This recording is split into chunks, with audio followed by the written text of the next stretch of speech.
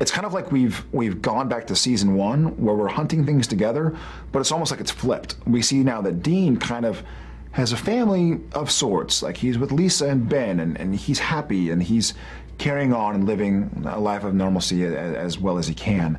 And we see Sam kind of like, hey, just hunting, like doing my thing. Like read about something fishy over in a town 3 miles over, I'm gonna go check it out, blah, blah, blah. And so it's this really kind of fun little parallel for Supernatural fans who have been with us the whole time. And even for those who haven't, it's a nice way to start the show because it's kind of this fresh beginning.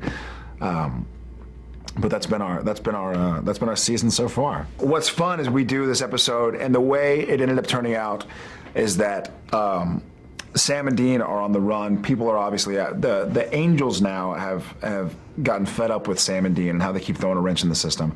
So now Angels are after us, and so we have to get kind of reluctantly transported to another dimension where we wake up on a set and people are calling us Jared and Jensen. And so I'm looking around at my brother Dean going, why are people calling me Jared? Who's Jared Pata what? And he's going, I don't know. Someone called me Mr. Ackles. Like, what does that mean? And so we see this funny sort of mirror, and it's a total shout out to the fans, and it's a total kind of one-of episode that's fun and funky and funny.